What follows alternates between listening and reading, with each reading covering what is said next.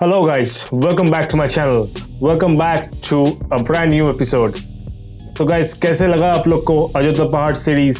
2 video आ चुका है already मेरे चैनल में। अगर आप लोग ने अभी तक नहीं देखे उसको तो मैं उसका लिंक आई बटन में छोड़ रहा हूँ, जरूर से उसको देख लीजिएगा। तो गाइस आज का वीडियो कुछ इंफॉर्मेशनल टाइप का मैं बनाने की कोशिश कर रहा हूँ। आज का वीडियो कुछ अलग टाइप का होगा। तो मेरा जो ये पूरा अयोध्या पहाड़ का राइड था, it was my first long ride of 350 kilometres one way. That is total ride हुआ है 700 किलोमीटर्स का। तो ओवरऑल मेरा कैसा एक्सपीरियंस था, क्या क्या मैं उससे सीखा हूँ और क्या क्या आप लोग को नहीं करना चाहिए जो कि मैं कर चुका हूँ और करके फंस भी चुका हूँ, तो उसी बारे में मैं आज आप लोग को बताने वाला हूँ। सो जरूर से गाइस ये वीडियो एंड तक देखिएगा।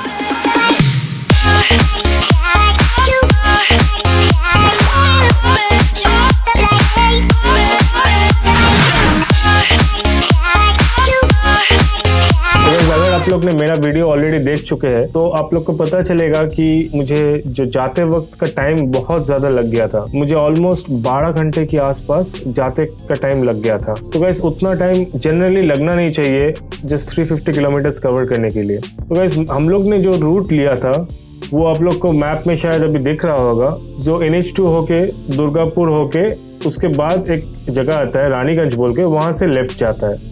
तो वही लेफ्ट जाके पुरुलिया सिटी को एंटर करके अयोध्या पहाड़ चला जाता है। तो वही रूट हम लोग लिए थे। एक ही दिक्कत था गाइस उस रूट का, जो कि है guys it was very much uneven. कुछ जगह प्लेन नहीं था और आप देख ही चुके होंगे कि कैसे एनिमल्स वगैरह आ रहा था रास्ते के ऊपर।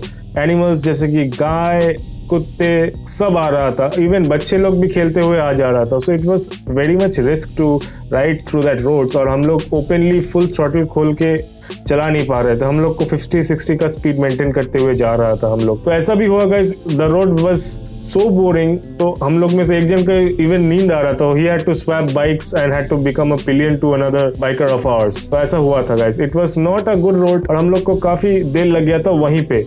और हम लोग का और एक गलती था कि हम लोग पहले में ज्यादा ब्रेक्स ले चुके थे और पहले एकदम खींच लेना चाहिए। पहले एकदम काफी सारा डिस्टेंस कवर करके हम लोग को रुकना चाहिए था, जो कि हम लोग पहले किए नहीं थे।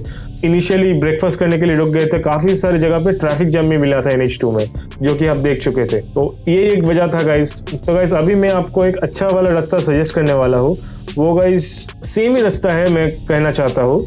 It goes again through NH2, Dankuni होके NH2 होके तो गाइस दुर्गापुर होके एक रास्ता लेफ्ट चला जाता है। रानीगंज तक नहीं जाना पड़ेगा, उसके पहले ही एक लेफ्ट चला जाता है जो कि बांकुड़ा होके पुरुलिया एंटर करता है guys.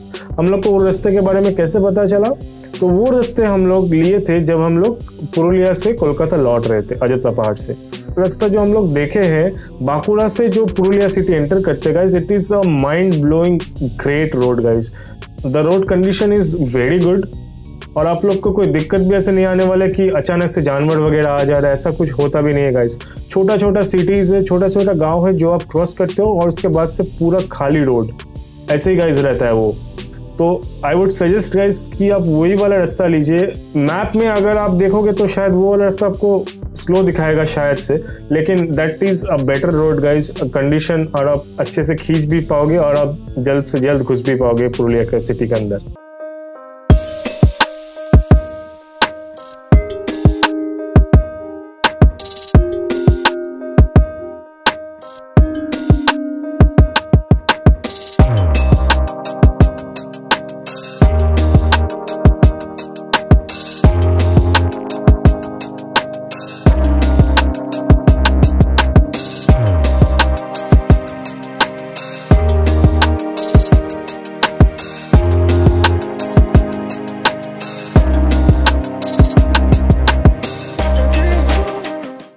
That is one of the suggestion कि मैं फील किया हूँ, आप लोग को शेयर कर रहा हूँ। तो गाइस और एक चीज है, आप जब लौट रहे हो ना, एक और रास्ता है गाइस जो कि डानकुनी से डायरेक्टली लेफ्ट चला जाता है। आप लोग को दुर्गापुर होके नहीं आना पड़ता है। वो गाइस आरामबाग होके जयपुर फॉरेस्ट होके बांकुड़ा कनेक्ट करके पुरुलिया सिटी घुस जाता है। तो guys that road is also good, क्योंकि मैं बोल रहा था ना बांकुड़ा होकर जो रास्ता रहता है वो बहुत अच्छा रास्ता है। तो गाइस हम लोग ने लौटते वक्त वही रास्ता लिया है। तो जयपुर फॉरेस्ट के बाद जब हम लोग लौट रहे थे, द रास्ता धीरे धीरे धीरे बहुत खराब होते चला गया। The roads were full of pothole and टूटा फूटा रास्ता था एकदम पूरा, तो और सिटी के बीच में जाना पड़ रहा था, सिग्नल्स वगैरह मिल रहे थे, और वो रास्ता ऐसा भी था ना गाइस, सिंगल लेन हाईवे है, तो ट्रक्स वगैरह लॉरी वगैरह ऐसे ऐसे ओवरटेक कर रहे हैं ना, पूरा आपके ऊपर से, मतलब आपके लेन के ऊपर से आ रहे हैं, तो आपको पूरा स्पीड लो करके एकदम से जाना पड़ रहा था। That was a bit risky and हम लोग को काफ़ी कॉशियसली बाइक चलाना पड़ रहा था। It was not even quite comfortable guys. So लौटते वक्त भी मैं वही सजेस्ट करूंगा गाइस कि आप बांकुड़ा होके आइए और बांकुड़ा से डायरेक्ट दुर्गापुर एंटर कीजिए और NH2 से आइए। वो 50 किलोमीटर शायद ज़्यादा है, लेकिन that is a much better road to go from guys. ये मैं आपको बताना चाहता हूँ। यही था गाइस रोड के बारे में। उम्मीद है आप लोग को ये वाला रोड फॉलो करके आप लोग जल्द से जल्द पहुँच पाओगे और आप लोग को तकलीफ काफ़ी ज़्यादा कम होगा। तो गाइस अभी कुछ पॉइंट्स में बताना चाहता हूँ जो कि आप लोग को ध्यान में रखना चाहिए, आप लोग को कैरी करना चाहिए जब भी आप राइड में किसी भी राइड में जाते हो। तो the first thing is guys is a raincoat. Always guys आपका अपर बॉडी और लोअर बॉडी का रेनकोट कैरी कीजिएगा।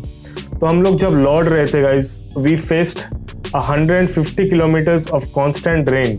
लाइक पूरा 150 किलोमीटर्स हम लोग को बारिश मिला, तो हम लोग का हालत भी काफ़ी ख़राब था गाइस। और हम लोग के पास अगर रेनकोट नहीं रहता, मतलब हम लोग राइड कर ही नहीं पाते और ज़रूर से ज़रूर बुखार पड़ जाते। And it is very difficult guys. जिन लोग के पास चश्मा है ना guys, you will relate it more कि आप जब भी वाइजर को नीचे करोगे हेलमेट का, तो आपका पूरा फॉग हो जाता है guys. That's a huge problem that I face.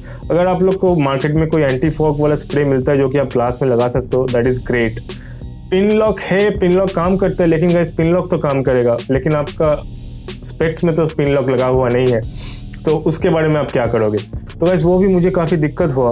मुझे हेलमेट का वाइजर थोड़ा उठा के ऐसे करके एकदम माथा झुका के जाना पड़ रहा था, ताकि थोड़ा खुला रहे हेलमेट का वाइजर, हवा आए और मेरा चश्मा फॉग भी ना हो और बारिश का पानी भी अंदर ना आए। तो ऐसे करके मुझे चलाना पड़ रहा था। और जिन लोग के पास स्पेक्स है, चश्मा है, वो लोग आप ज़्यादा रिलेट कर पाओगे इस बात का। तो गाइस और एक चीज़ है, आप लोग अगर लगेज कैरी कर रहे हो, पीछे टेल में आप बंजी कॉर्ड से बंधे हुए हो, तो guys it's also important to have a rain cover for that.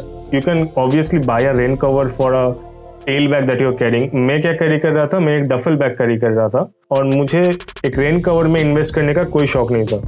तो मैंने क्या किया, बड़ा जो प्लास्टिक आता है ना गाइस, ब्लू कलर का प्लास्टिक आप लोग को मार्केट में मिल जाएगा। मुझे कहाँ से मिला, मुझे मिला था मेरा राइडिंग गियर का शॉप से। मैं रिसेंटली एक राइडिंग गियर खरीदा था, तो मुझे एक बड़ा वाला प्लास्टिक मिला था, तो मैं वही यूज़ कर लिया था। पूरा एकदम बैग को अंदर डाल के प्लास्टिक से पूरा रैप कर दिया था। तो उससे क्या फ़ायदा हो रहा था गाइस मुझे, कि बारिश का पानी भी अंदर नहीं आएगा, और अगर बारिश ना भी हो तो भी गाइस वो इम्पॉर्टेंट चीज़ है, क्योंकि आप रास्ते से जा रहे हो, काफ़ी सारा धूल मिट्टी आता ही है, तो आपका बैग सेफ रहे। तो that is a much important thing to do कि आप बैग को प्रोटेक्शन दीजिए। और एक चीज़ मैं आपको बताना चाहता हूँ कि guys always carry extra bungee cords. अगर आप लगेज को बंजी कॉर्ड से बांध रहे हो, तो always have extra bungee cords with you. मेरे साथ ऐसा काफ़ी बार हुआ भी है। मैं जब सिक्किम में राइड कर रहा था, आप देख ही चुके होंगे, मैं जब गुरु डोंगर लेक जा रहा था, मेरे पास सिर्फ एक ही बैग में ले आया था और मैं उसको बंजी से बांध दिया था। तो वहाँ पे मेरा एक बंजी टूट गया था। लाइक इतना ऑफ रोड कर रहा था ना मैं, और इतना वायलेंटली ऑफ रोड कर रहा था, एक बंजी मेरा टूट गया था पूरा। तो मैं क्या करूँ, अगर मेरे पास बंजी कॉर्ड नहीं रहता तो it would have been a huge mess. तो always guys carry extra bungee cords for safety. तो गाइस और एक चीज़ आप लोग को बताना चाहता हूँ, अगर आप अयोध्या पहाड़ जाते हो और आप विंटर में जा रहे हो, तो आपको पता ही है विंटर का दिन काफ़ी छोटा होता है, तो आप जल्द से जल्द निकल जाइए अपने होटल से। एकदम सुबह की अराउंड 7 to 7:30 आप निकल जाइए साइट सीइंग के लिए। अगर नहीं निकलते हैं ना गाइस, अब काफ़ी सारे जगह मिस कर दोगे, जो कि हम लोग के साथ हुआ था। हम लोग मुर्गुमा डैम नहीं जा पाए। मुर्गुमा डैम एक काफ़ी अच्छा जगह है गाइस, और हम लोग वो मिस कर दिए थे क्योंकि हम लोग के पास उतना टाइम नहीं था। एक स्पॉट हम लोग जा रहे थे, फोटो वगैरह खींच रहे थे, रील वगैरह बना रहे थे, तो ये करते करते गाइस काफ़ी टाइम लग जाता है। तो आप ये हमेशा ध्यान में रखिए कि आप जल्द से जल्द साइट सीइंग के लिए निकल जाए, क्योंकि काफ़ी सारा जगह कवर करना रहता है। तो हम जब मार्बल लेक करके लौट रहे थे, ऑलमोस्ट डार्क हो चुका था और शाम हो चुका था, तो हम लोग के पास पॉसिबल नहीं था कि और एक जगह पे हम लोग जाए, तो ऐसे ही काफ़ी सारे जगह मिस कर दिए थे।